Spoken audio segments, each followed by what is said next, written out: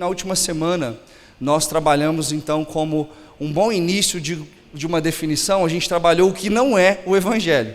Então a gente precisa entender agora, a partir desse culto de hoje, de fato então o que é o Evangelho, ou existe um autor que trata o Evangelho como um grande diamante, e esse diamante ele tem inúmeras facetas, que dependendo da iluminação, ela aponta uma característica. E eu creio muito que isso define bem o que é o Evangelho. O Evangelho não é algo simples, apesar de ser uma narrativa, ou se resumir em uma pessoa. O Evangelho não é algo comum, mas é extraordinariamente fascinante. E se você é crente velho de igreja, não se desespera por ouvir o Evangelho, você precisa do Evangelho, você precisa ser evangelizado. Eu acho que esse é o grande ensinamento que Deus tem trabalhado no meu coração, o fato de que eu preciso permanecer desesperadamente ansiando por essa visão do que é o Evangelho. E, enfim, nós vamos entender então um pouquinho hoje, um pouco mais da definição, ou de uma dessas facetas, desse grande diamante do que é o Evangelho. E eu gostaria de aplicar, enquanto orava por essa semana, eu percebia que essa manhã é uma manhã onde Deus quer trazer dignidade para algumas pessoas. Deus quer lembrar algumas pessoas de que elas são valiosas, de que elas são dignas de aceitação. Então, antes de mais nada, eu acho que se nessa manhã você chegou aqui com um coração pesado, se sentindo talvez, desvalorizado diante das circunstâncias da sua vida, diante das suas amizades, da sua família, do seu relacionamento, hoje é um dia em que o Senhor vai te lembrar do valor que você tem à luz do Evangelho. Eu creio que nós seremos abençoados com salvação nessa manhã. Amém? Então vamos lá. Nós vamos entender o tema central dessa mensagem hoje, o que é o Evangelho e como ele é aquilo que nos dá valor, ok? Então essa é a grande temática dessa pregação. É uma tarefa extremamente difícil, vocês podem achar que não, mas expor o Evangelho, porque o Evangelho por si só é muito largo e profundo. Ele toca em todas as possíveis situações da nossa jornada, ou da narrativa bíblica. O Evangelho, entendemos que o Evangelho é a pessoa de Cristo, então, por ele, todos os enredos, todos os fios condutores, seja ele o pacto, a aliança, a dispensação, a promessa, o que você quiser, vai desencadear na pessoa do Cristo. Então, falar da mensagem é algo extremamente delicado e muito caro para nós, cristãos. E hoje é o dia de lembrarmos como essa mensagem, como esse Cristo nos torna aceitos. E em caráter introdutório, queria que você abrisse comigo em Romanos capítulo 1. Ô Isa, se você puder, vem comigo aqui. Romanos 1, segura aí a partir do versículo 16. Vamos ler alguns versículos aí a partir do 16.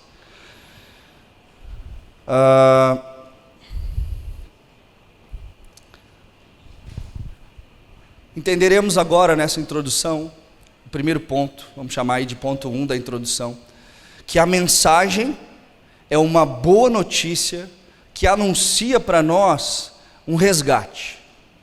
E a grande pergunta que fica nesse momento é: do que nós estamos sendo resgatados? Se a mensagem é a boa mensagem que nos resgata e nos salva, do que é que estamos sendo salvos? E nesse texto, entre outros, a gente pode observar, calma Siri, a gente pode observar que a salvação que nos contempla, ela nos tira de um destino eterno ao qual nos era preparado e devido. E vamos entender qual é esse destino aqui. Romanos 1, a partir do 16. Vamos lá. Pois não me envergonho do Evangelho, Paulo está dizendo aqui. Por que ele não se envergonha do Evangelho? Porque o Evangelho é poder de Deus para a salvação. de todo aquele que crê, primeiro do judeu, também do grego. 17, visto que a justiça de Deus se revela no Evangelho. Por que é que o Evangelho nos salva? Paulo está respondendo aqui, porque a justiça de Deus se revela no Evangelho. De fé em fé, como está escrito. 18, a ira de Deus se revela do céu contra toda a impiedade e perversão dos homens que detêm a verdade pela injustiça. 19, porquanto o que de Deus se pode conhecer é manifesto entre eles, porque Deus lhes manifestou. Vamos para o 22, inculcando-se por sábios, tornaram-se loucos, e mudaram a glória do Deus incorruptível em semelhança da imagem de homem corruptível, bem como de aves, quadrúpedes e répteis. 24, por isso, preste atenção, por essa loucura, por essa rebeldia, pela entrada do pecado, olha o que aconteceu. Deus entregou tais homens à imundícia. Deus entregou tais homens às próprias concupiscências do seu próprio coração. Para quê? Para desonrarem seus corpos entre si. 25, pois eles mudaram a verdade de Deus em mentira, adorando e servindo a criatura em lugar do Criador, o qual é bendito eternamente. Amém. 28, por haverem desprezado o conhecimento de Deus, o próprio Deus os entregou a uma disposição mental reprovável, para praticarem coisas inconvenientes, cheios de toda injustiça, malícia, avareza e maldade, possuídos pela inveja, homicídio, contenda, dolo, malignidade, sendo difamadores, caluniadores, aborrecidos de Deus, insolentes, soberbos, presunçosos, inventores de males, desobedientes aos pais, insensatos, pérfidos, sem afeição natural e sem misericórdia. 32, ora, conhecendo eles a sentença de Deus, de que são passíveis de morte, os quais praticam essas práticas, não somente as fazem, mas também aprovam os que assim procedem. Esse aqui é um relato, até aqui, esse aqui é um relato de Paulo aos Romanos, do contexto da ira de Deus. Paulo está dizendo aqui que pela rebeldia, Deus nos entregou as nossas próprias concupiscências, as imundícias. E Paulo cita aqui um rol exemplificativo de coisas inimagináveis que a maldade e o pecado corromperam no nosso coração. E por isso nós somos desprezíveis, insolentes, soberbos, presunçosos, invejosos, e por aí vai. Isso faz com que Deus se volte contra esse povo. E o salário, o benefício final dessa condição é a ira de Deus. É o que Paulo está dizendo, olha, agora somos merecedores da ira de Deus, e sabendo da sentença de Deus, eles continuam praticando tais coisas. Então, se esse é o relato da ira de Deus, e se essa é a condição que nós encontrávamos, nós precisamos começar a entender então, que o Evangelho e a mensagem nos salva exatamente disso aqui, do depósito da ira de Deus. Você não é salvo simplesmente das amarguras e das artimanhas das correntes do inimigo. Você é salvo de uma condenação eterna, promovida pela ira de Deus contra você, porque a ira de Deus é satisfeita no Evangelho, que é Cristo Jesus. Então nós estamos sendo salvos, e a boa notícia é que estamos sendo salvos da ira do próprio Deus que nos salvou. O pecado da humanidade e a maldição que recai sobre a humanidade coloca toda a criação sob o destino final da ira de Deus. Mas a mensagem do Evangelho é capaz de nos salvar desse lugar, é capaz de trazer grande benefício, de não mais agora sermos inimigos de Deus, mas nos tornamos amigos, nos tornamos aceitos, nos tornamos enxertados na família de Deus. E essa separação que a rebeldia nos causa, ela tem algumas outras nuances, e hoje eu quero focar em duas delas nessa introdução.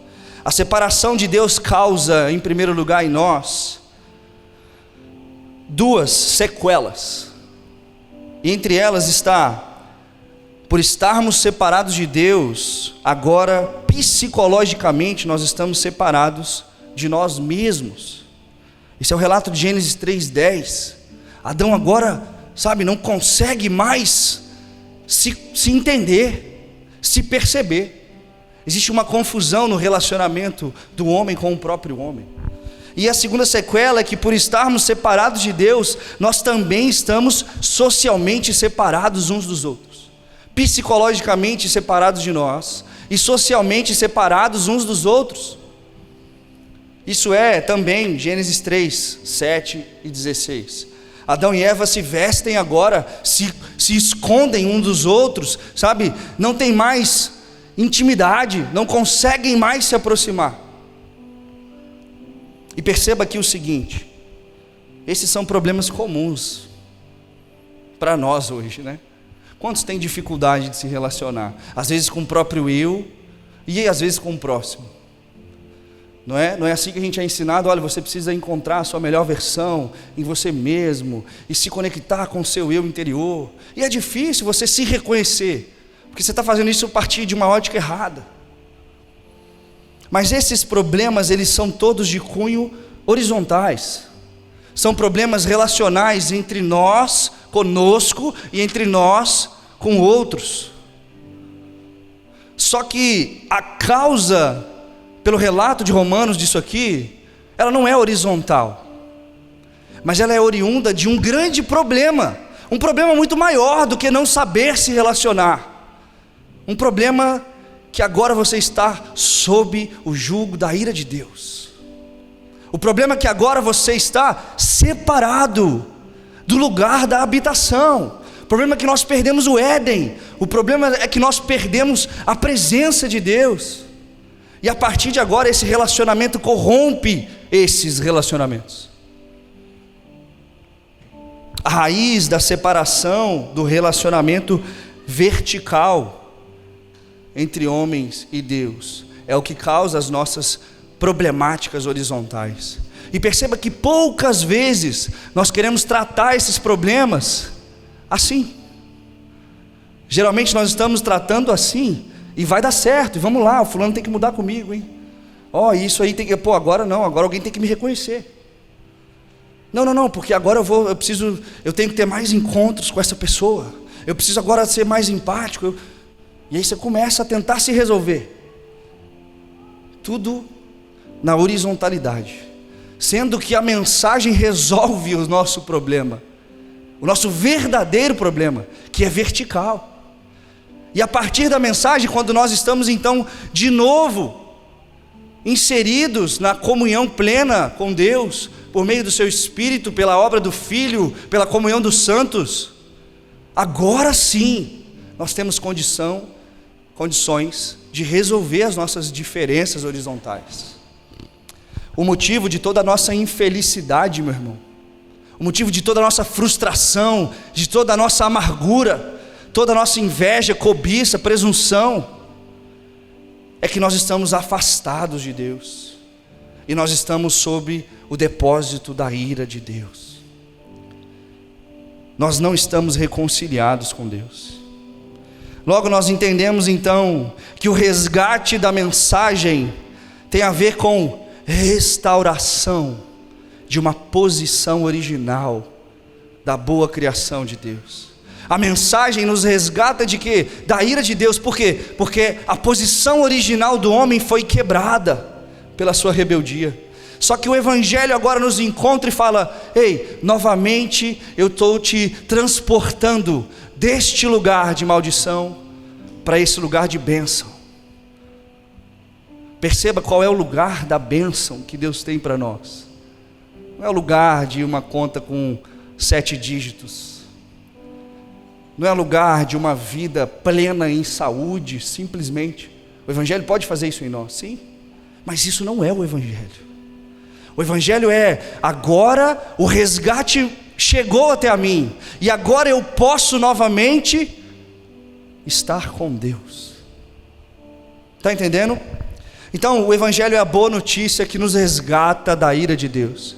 Em segundo lugar, para fecharmos essa introdução, o Evangelho é a mensagem da boa notícia sobre o que Jesus fez para restaurar o nosso relacionamento com Deus. Será que essa mensagem então nos ensina o seguinte: olha, agora eu fui resgatado, então beleza, agora eu preciso mudar. Agora eu preciso saber melhor me relacionar. Agora eu preciso ir à igreja todos os dias. Agora eu preciso, aprender a tocar um instrumento, porque eu preciso servir a Deus. Agora eu vou estudar, vou fazer um seminário teológico, porque... E agora eu vou... Será que você tem que começar a partir da salvação a se preencher de méritos, de coisas, para que então você se satisfaça? Essa ainda não é a mensagem. Mas a ordem disso daqui é: Deus nos salvou, e agora temos relacionamento com Ele, ponto. A partir desse lugar somos aceitos, salvos, e então operamos a nossa vida, e então mudamos as nossas posturas, e então mudamos quem somos. Não fazemos para ser aceitos, mas fazemos porque fomos aceitos. Essa é a ótica da mensagem, essa é a cronologia do Evangelho. Por quê? Efésios 2, mais uma vez a gente vai citar esse texto. Efésios 2, versículo 1, diz assim: Ele vos deu vida, estando vós mortos nos delitos e pecados, nos quais andastes outrora, segundo o curso deste mundo, segundo o príncipe da potestade do ar do espírito que agora atua nos filhos da desobediência.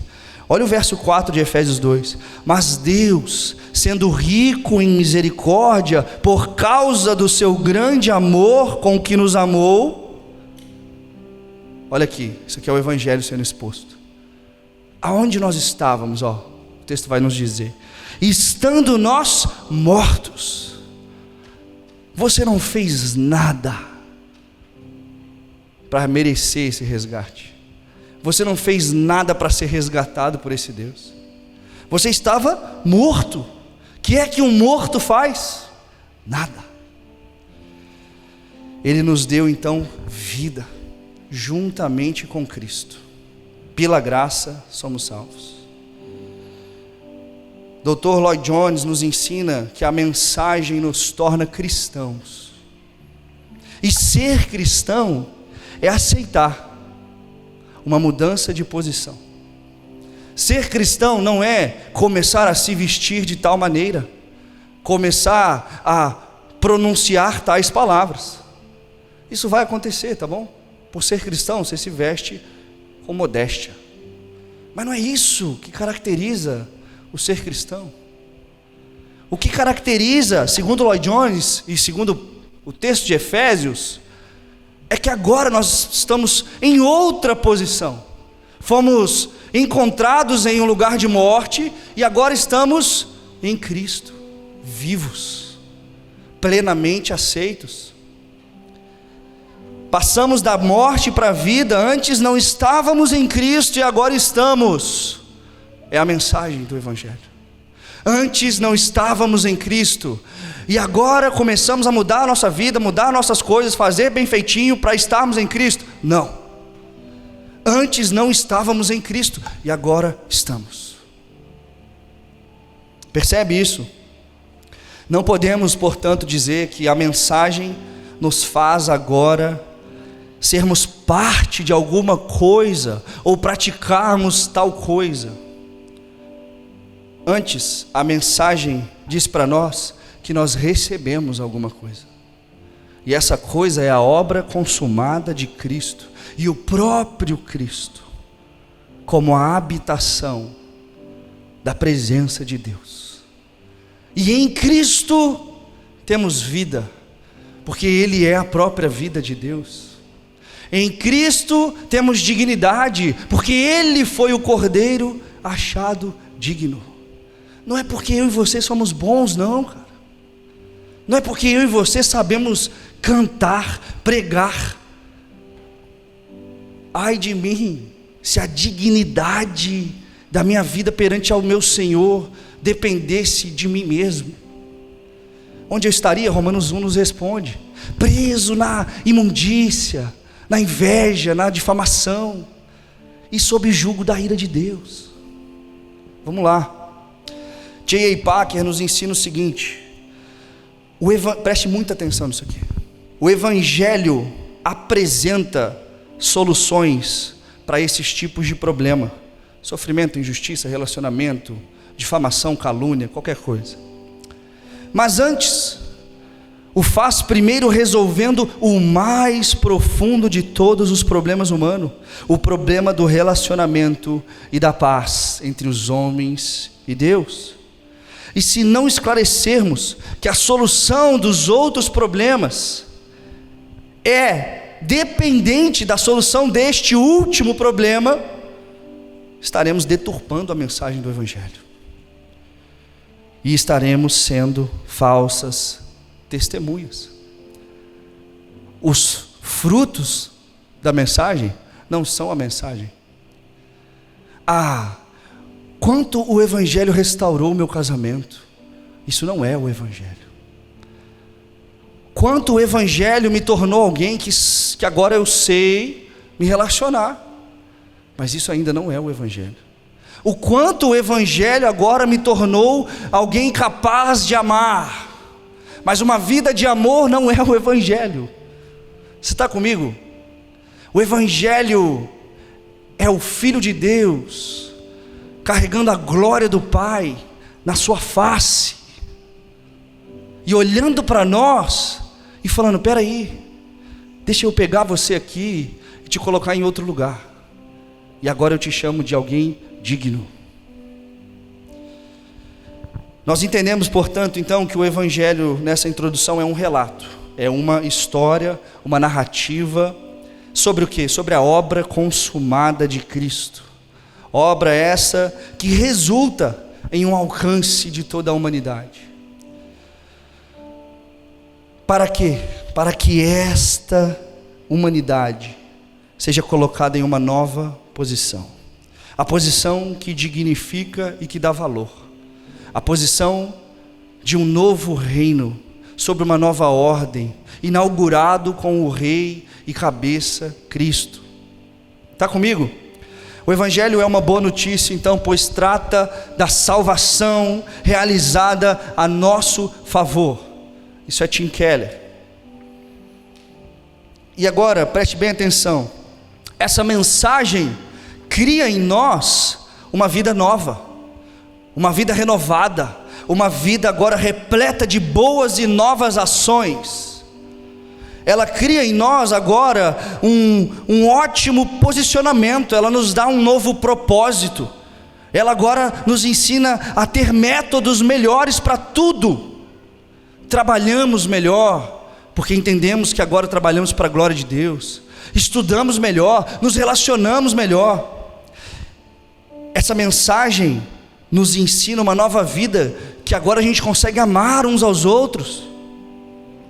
Mas nem a mudança de propósito, nem o fato de saber amar, nem a mudança nas suas práticas, nem você ser agora o melhor de todos os homens dessa terra, são o Evangelho.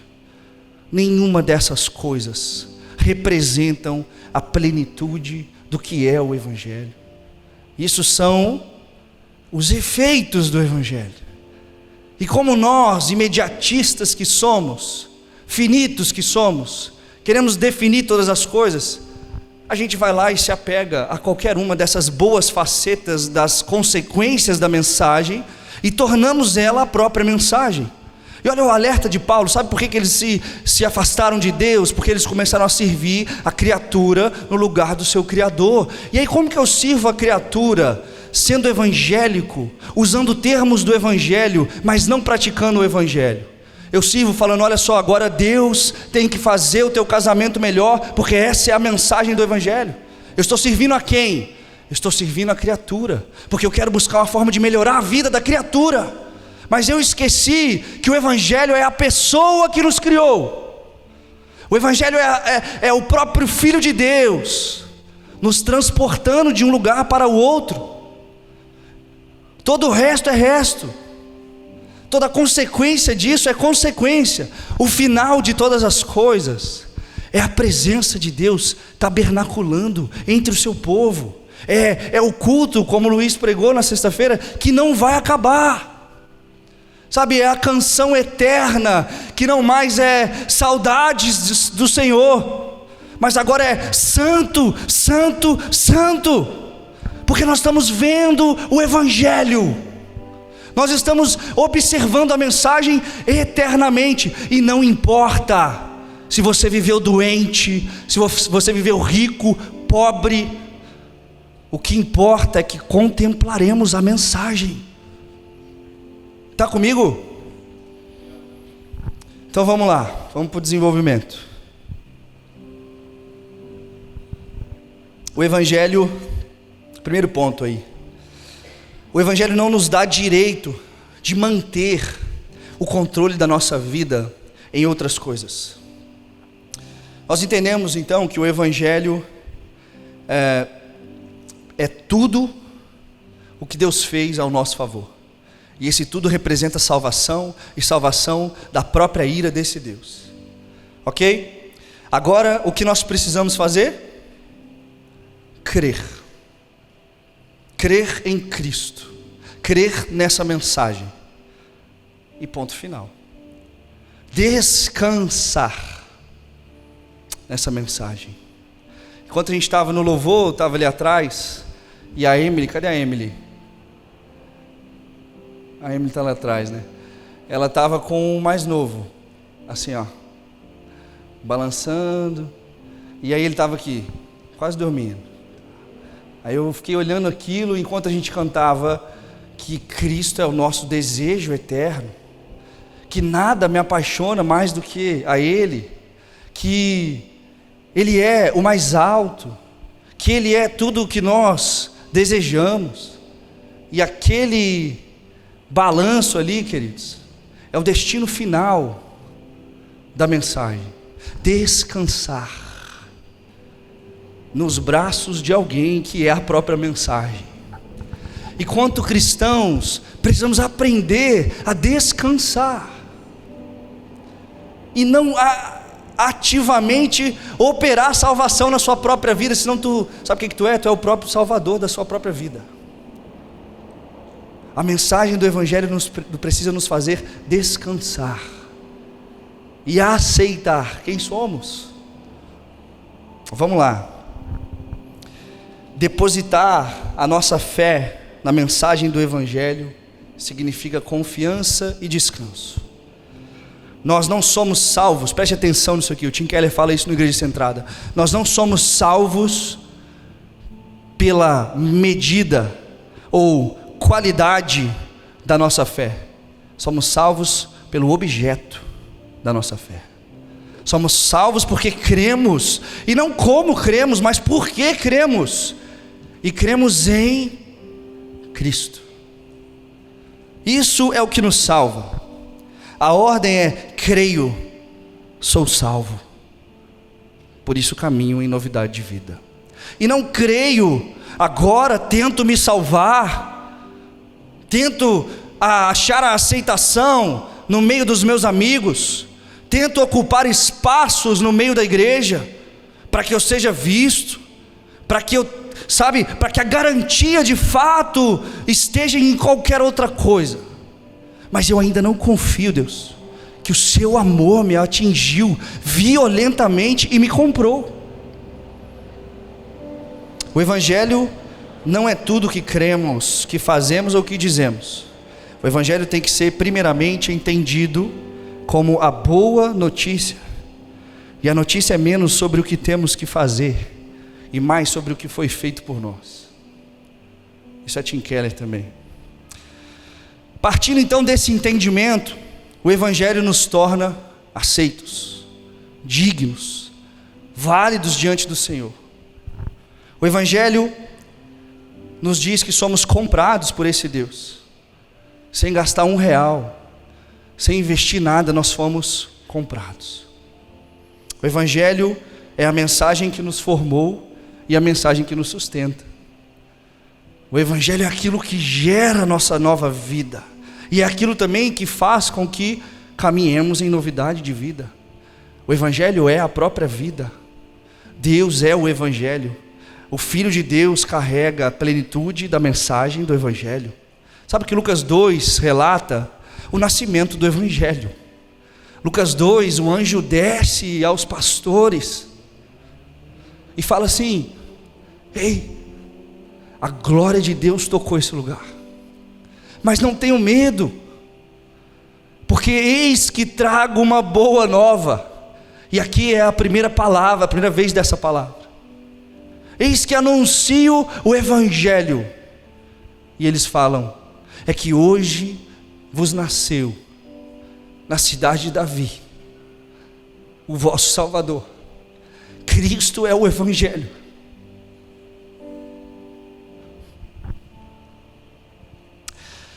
E sabe por que a gente busca em tantas outras coisas nos dignificar? Porque o Evangelho não penetrou nosso coração como deveria.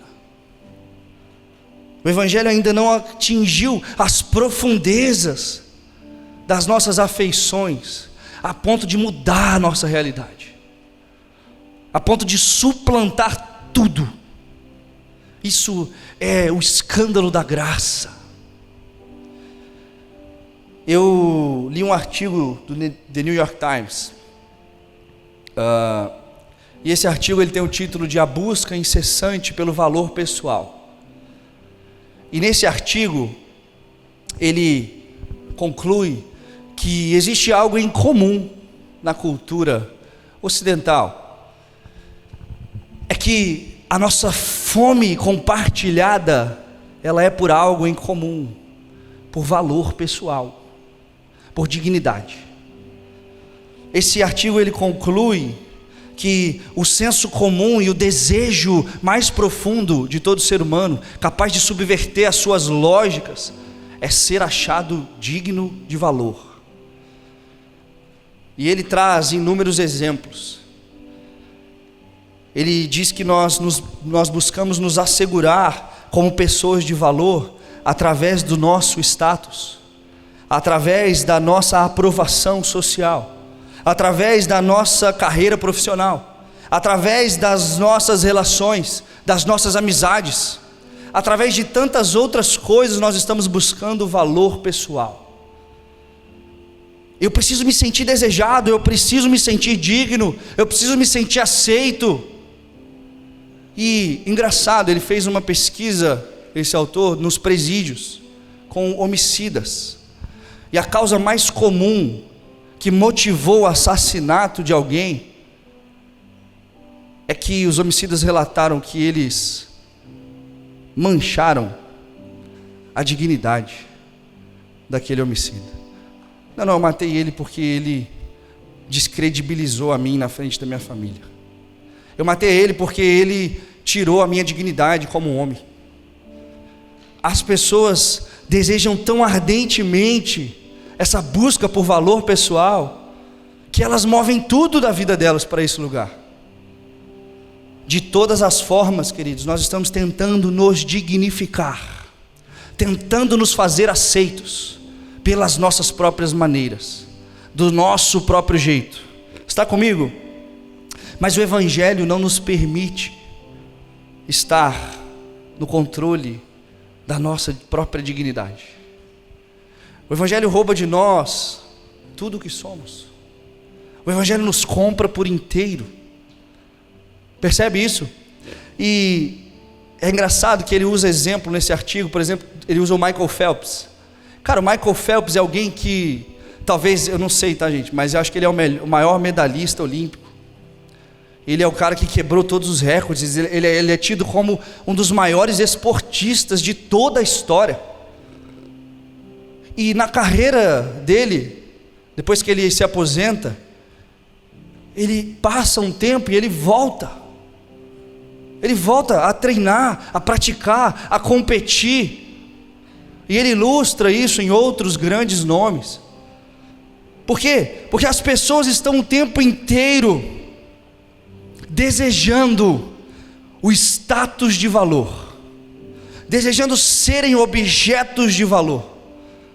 A fome compartilhada da criação caída é ser valorizada. Só que essa fome é satisfeita no Filho de Deus se colocando no madeiro para falar: olha, eu te aceito, olha, isso aqui que eu fiz te dignifica.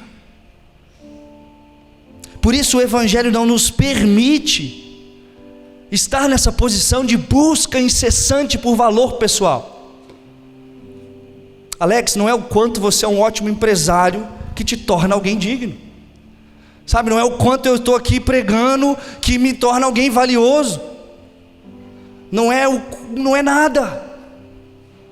Não são quantas medalhas. O Phelps não precisava, tá bom? O caso dele é até um exagero.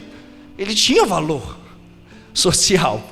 O cara é um medalhista olímpico, ou deve ser, sei lá. Mas ele ainda não se satisfaz. E esse artigo conclui algumas coisas. Todos nós desesperadamente precisamos nos sentir importantes, sentir que temos valor. E ele fez uma análise de mais de 200 estudos científicos que comprovam o maior aumento de cortisol, que é o hormônio do estresse, sabe? Cortisol é aquilo que o seu corpo produz quando você está sob grande estresse, sob grande ansiedade. E esse estudo ele conclui que os maiores níveis de cortisol dos participantes foram provocados, preste atenção nisso aqui, foram provocados pelo que os pesquisadores resumiram como ameaças à identidade social, ameaças à aceitação social, ameaças à autoestima e ao próprio status. Os seres humanos se enfurecem, se irritam, colocam para fora suas mazelas quando eles sentem que a posição social, que o status, que o valor deles está sendo ameaçado. Isso aqui é muito valioso para a mensagem do Evangelho. O que mais estressa as pessoas é provocado por medo a não ser aceito. Só que a primeira coisa que a mensagem do Evangelho fez é dizer: ei, eu te compro, eu te aceito, ei, você é digno da minha presença de novo. Esse é o relato de Paulo com Pedro em Gálatas capítulo 2, vamos lá, Gálatas 2, versículo 11. Já estamos caminhando, tá? Para quem sabe terminar. Gálatas 2, a partir do verso 11, diz o seguinte: quando, porém, Cefas veio a Antioquia, Pedro aqui, tá? Resisti-lhe face a face, porque havia se tornado repreensível. De fato, antes de chegarem alguns da parte de Tiago, Pedro comia com os gentios. Quando, porém, chegaram, começou a afastar-se, e por fim separou-se. Olha só, pelo motivo que Pedro separou: temendo aqueles da circuncisão. E também os demais judeus se fizeram hipócritas, juntamente com Pedro, a ponto de o próprio Barnabé ter se deixado levar pela hipocrisia deles. Quando, porém, olha o que Paulo está falando aqui, cara. Paulo está falando isso aqui ao apóstolo Pedro. Quando, porém, vi que não procediam corretamente segundo a verdade do Evangelho, eu disse a Cefas na presença de todos: se você que é judeu vive como gentio e não como judeu, por que quer obrigar os gentios a viverem como judeu? Você sabe quem é Pedro? Imagino que sim, né? Sabe quem é o apóstolo Pedro? dono da revelação que tu és o Cristo, Filho do Deus vivo. Será que Pedro conhecia a vontade de Deus? Será que Pedro conhecia a mensagem? Óbvio que sim. Jamais nenhum de nós aqui chegará ao status do apóstolo Pedro enquanto operou a obra de Cristo. Será que esse apóstolo Pedro conhecia as coisas acerca do Evangelho? Mas, nessa passagem, ele permite uma superioridade racial. Pedro trata com racismo os gentios. Pedro estava cheio de desejo, porque por aprovação daqueles da parte de Tiago, os judaizantes. Pedro agora comendo com os gentios, ele fala, vai pegar mal. Eu preciso agora, dar uma afastada aqui. Eu vou comer agora só com eles. Eu acho que eles vão me enxergar de uma forma ruim. Eu não vou ser tão bem quisto mais se eles me observarem comendo com os gentios. O ponto aqui não é comer ou não com os gentios, tá bom? O ponto aqui é que Pedro teve medo de ser rejeitado. O apóstolo Pedro teve medo de ter um status manchado. E aí Paulo fala, ei Pedro, deixa eu te falar uma coisa, lembra-se do Evangelho. Pedro, o que você está fazendo, cara? Lembre-se do Evangelho. Você está vivendo de forma que corrompe o Evangelho. E se o apóstolo Pedro, irmão, teve a capacidade de viver de modo que corrompe o Evangelho, quanto mais nós. Às vezes a gente tem linguagem evangélica, a gente tem trejeitos evangélicos, a gente sabe falar sobre a história do Evangelho, a gente sabe dizer que Jesus é o Filho de Deus, a gente sabe dizer que Ele veio ao mundo para salvar, a gente sabe dizer todas essas coisas, mas será que a profundidade do Evangelho atingiu a nossa vida a ponto de abandonar a busca desesperada por uma aceitação que não está no Evangelho? Vamos lá. Você e eu, como falei, dificilmente atingiremos a estatura do apóstolo Pedro. E Paulo olha para esse homem e fala, Pedro, você precisa de mudança. Sabe o que você precisa, Pedro? Você precisa se converter ao Evangelho. Pedro, isso que você está fazendo corrompe o Evangelho. Pedro, recalcula sua rota. E por que eu e você, crentes de alguns aninhos de estrada, que leram algumas páginas quando muito, de alguma coisa acerca de Deus, achamos que não precisamos mais do Evangelho, achamos que não precisamos mais de rever as posições do nosso interior, de sondar as profundezas das nossas ambições.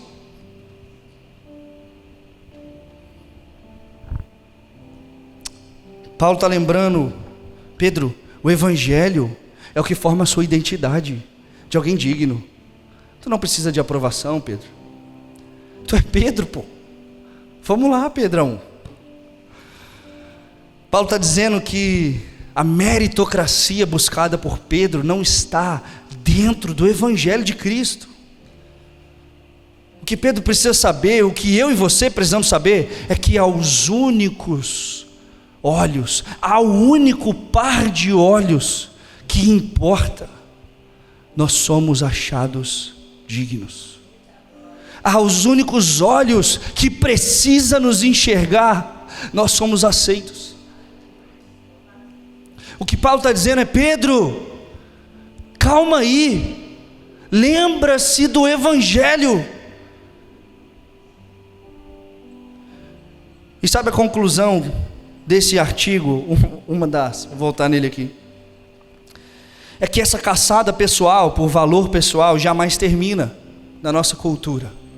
As pessoas estão o tempo inteiro buscando mais valor, aceitação, exposição, status, promoção, visibilidade.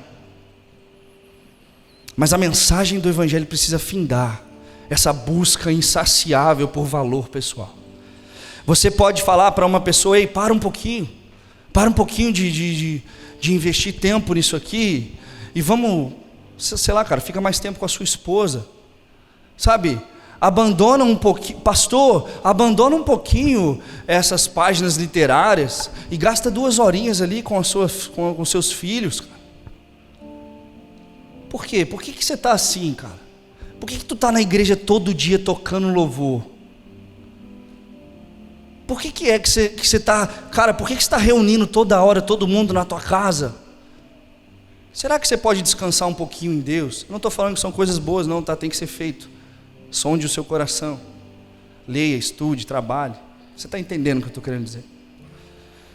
Mas as pessoas são viciadas demais para abandonar a busca implacável pelo status.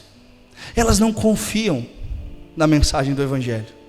Elas não confiam na promessa que a presença de Deus estará conosco. Esse é o final de Apocalipse. As pessoas não confiam na promessa de que Deus habitará com o seu povo. As pessoas não confiam na promessa de que nós somos povo eleito, nação santa, sacerdócio real. As pessoas não descansam na nobreza que a mensagem do Evangelho imprime em nós, e elas querem se provar. Elas precisam se validar em tudo quanto não é o Evangelho. As pessoas simplesmente não conseguem, pois elas estão com fome e estão insatisfeitas com o status que elas atingiram pelo Evangelho. E isso só pode denunciar uma coisa: não é a pequenez do Evangelho, mas é a falta de entendimento do que é o Evangelho. E por isso nós vamos bater nessa tecla. Por isso nós vamos repetidas vezes pregar o Evangelho. Vamos imaginar, se fôssemos nós ouvindo o apóstolo Paulo, né? E aí Paulo chega e fala: olha só, cara, talvez aqui na tua mente tu está entendendo o que é o Evangelho. Talvez você está até tendo, sei lá, cara, desenvoltura de entendimento do que é o Evangelho. Sabe, talvez assim como Pedro, você sabe e você declara que Jesus é o Filho de Deus. Talvez você sabe que a natureza divina e humana de Jesus existe. Talvez você saiba que Ele é consubstancial ao Pai. Talvez você saiba que Ele carrega a divindade. Talvez você saiba que a Trindade são 3 pessoas reunidas em uma mesma essência. Talvez você saiba diferenciar essência e pessoa. Talvez você conheça termos evangélicos.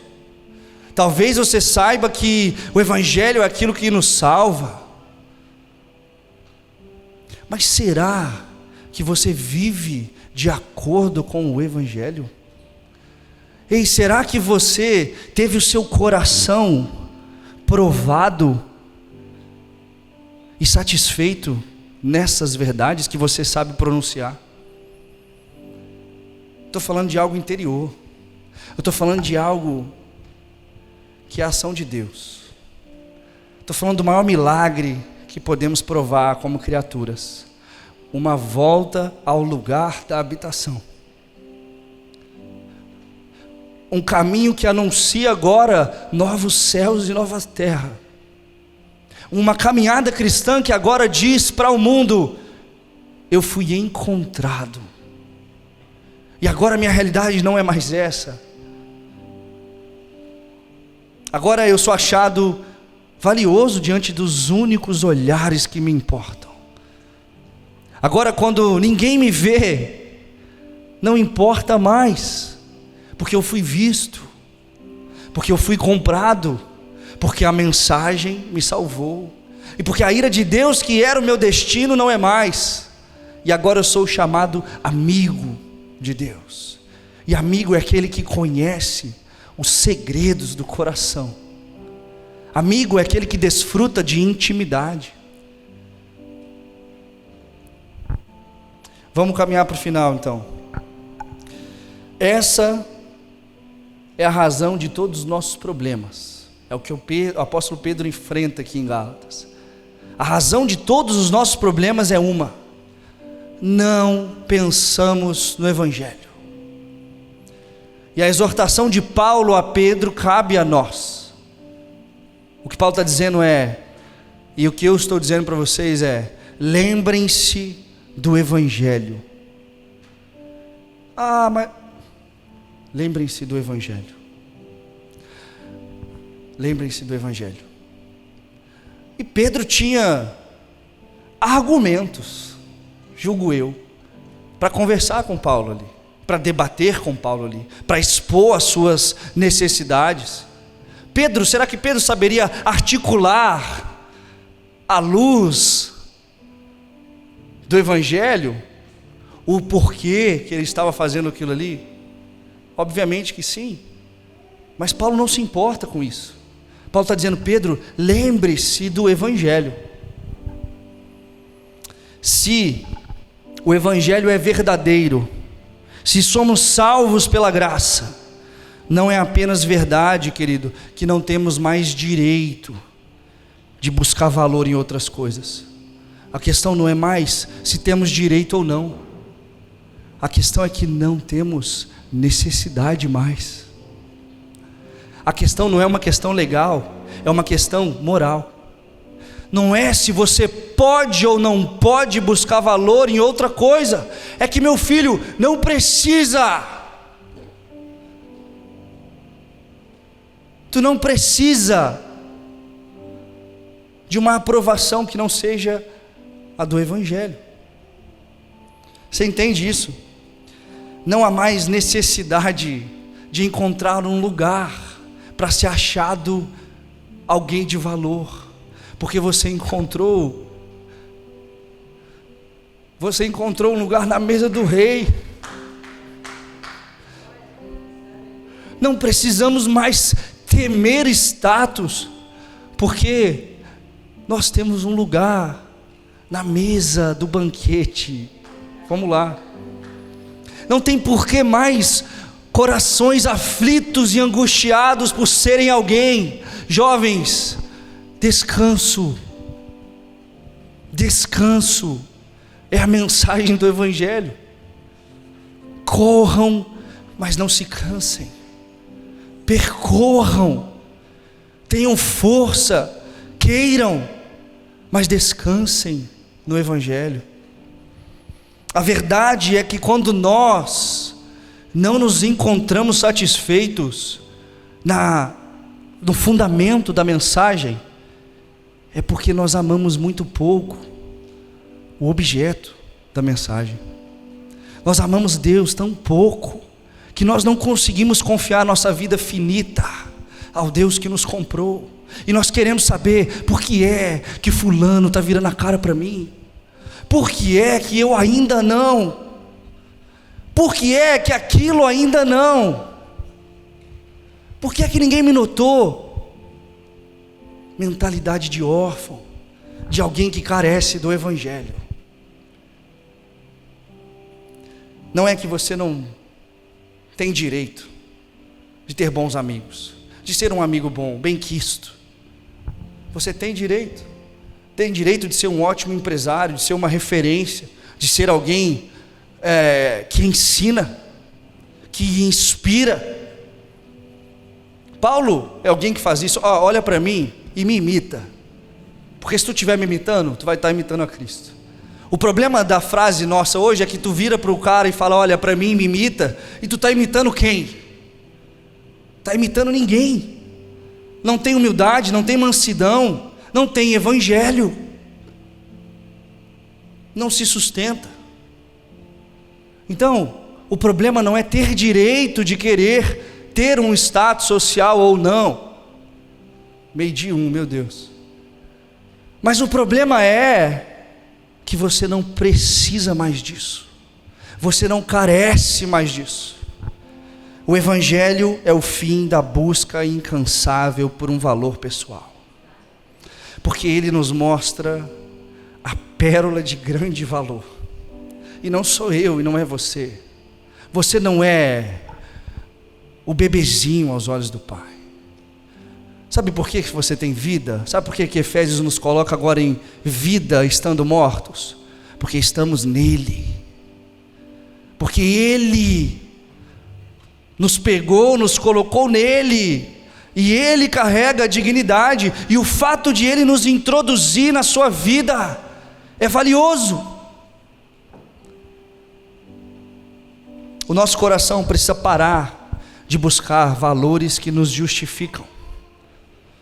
Esse é o cerne da justificação pela fé. Isso é o que Lutero percebeu há 500 e alguns anos atrás.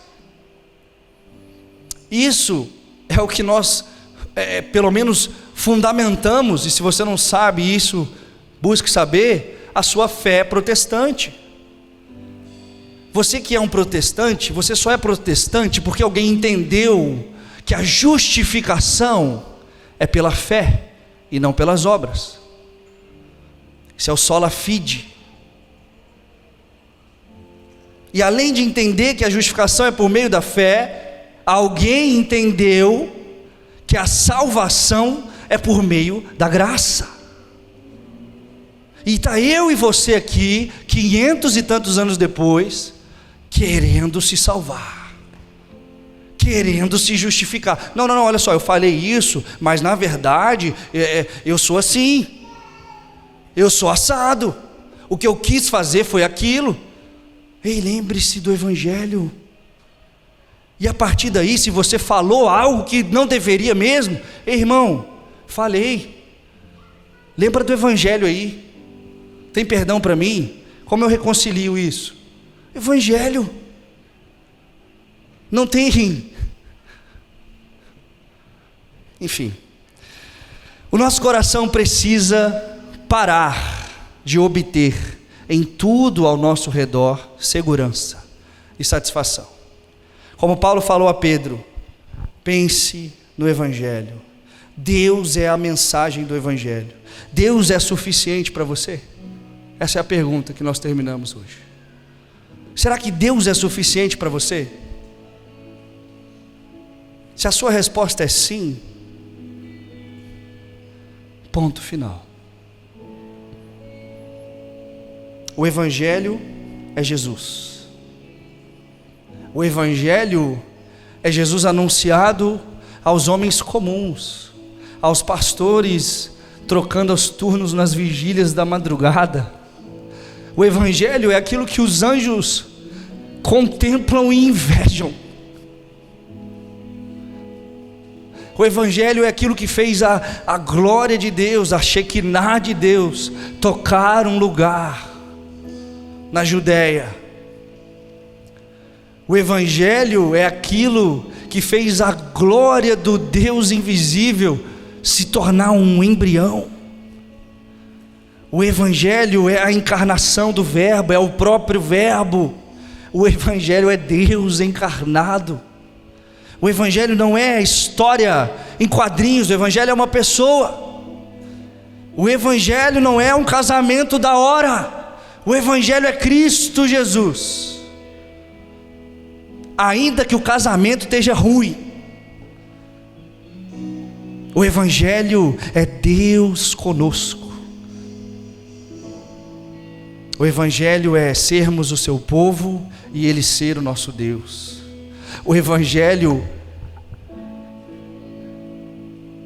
é o Cristo Criador, o Pantocrator, o Cristo que cria o universo, se tornando uma pequena criatura, desenvolvendo-se em um jovem, em um adulto, e como uma ovelha muda, se colocando numa cruz, com indignidade, porque ali, Romanos 1 é cumprido, porque ali a separação, que era destino nosso, foi destinada a Ele, porque ali, Ele exclama: meu Deus, por que é que você me abandonou?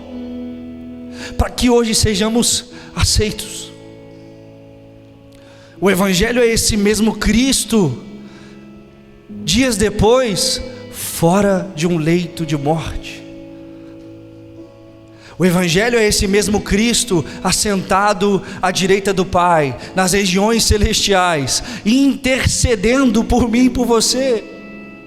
O Evangelho é a garantia da noiva, de que o noivo virá, de que o noivo está preparando morada, e você e eu estamos querendo aceitação em tudo, menos no Cristo. Não entendemos o Evangelho. Fique de pé no seu lugar.